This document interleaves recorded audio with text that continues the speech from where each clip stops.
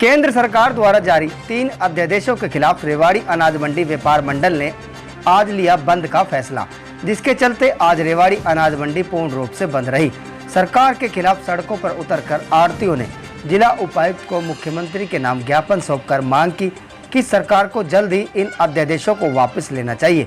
इस संदर्भ में आढ़तियों ने कहा कि किसानों और आढ़तियों के बीच हमेशा के लिए व्यापार बंद करने की गलत नीति है सरकार की, जिसके कारण आने वाले समय में किसान और आढ़ती का संबंध हमेशा के लिए खत्म हो जाएगा। उन्होंने कहा कि यह का इंसाफ है कि मंडी में फसल की एंट्री पर टैक्स और बाहर उसी फसल पर कोई टैक्स नहीं।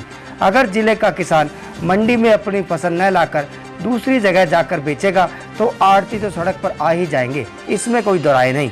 दूसरे शब्दों में सरकार नई कंपनियों को सीधा सीधा फायदा पहुंचाना चाहती है, जो सर्वथा गलत है।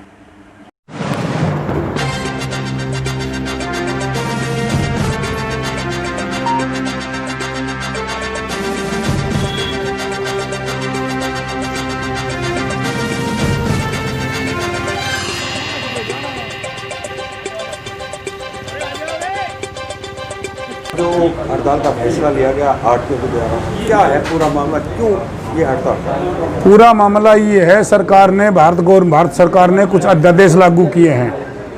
अध्यादेश क्या लागू किए? नई बड़ी कंपनियों को फायदा पहुंचाने के चक्कर में अखबार मंडियां बना सकते हैं। कल ये नोटिफिकेशन भी कल आया है कि कोई बड़ा कंपनी वाला 10 एकड़ 20 एकड़ ज़मीन लेके बाहर मंडी बना देगा, उसमें कोई टैक्स नहीं है, कोई फीस नहीं है। और अनाज मंडी में एज इट इज जो पहले टैक्स फीस लगता था वो लगता रहेगा।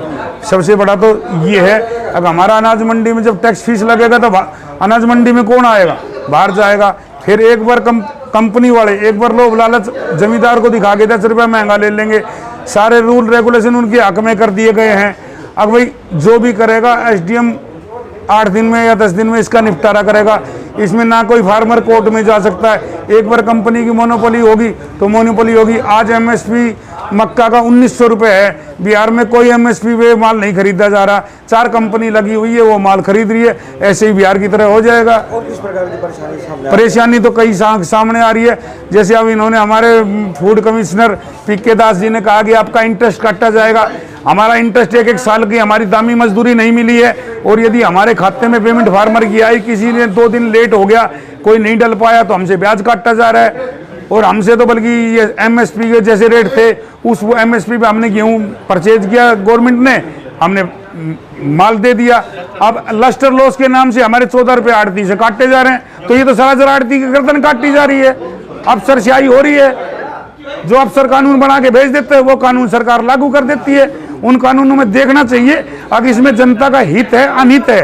अब भी अगर आप लोगों की आवाज़ सरकार के कान तक नहीं पहुंचती तो अगला कदम क्या होगा? तो हमारा कदम तो चालू रहेगा जैसे ये चल रही है, आगे और भी हम देखेंगे। यदि हमारी सरकार नहीं सुनती है तो हमसे और जो कुछ ज़्यादा से ज़्यादा होगा अपने हड़ताल में संगठन में और मजबूत करने की कोशिश करेंगे। नहीं लगता आपको कि इस अध्यादेश जारी करने से किसान और आढ़ती का जो संपर्क था, संबंध, वो टूट जाएगा संपर्क। एक हमारे सीधे से अब हमारा जमींदारों से लेन देन है। आज हमारे पास जमींदार आता है, हम जमींदारों से ले लेते हैं, उनके खाते में जाएगा तो हमारा सिस्टम तो वैसे ही खराब हो गया। अब गांव में ठीक है, कोरोना के चक्कर में हरियाणा में 500-700 मंडी बना दी। ये तो एक मजबूरी थी, ठीक है, कोरोना को देखते हुए गांव में मंडी बनाई।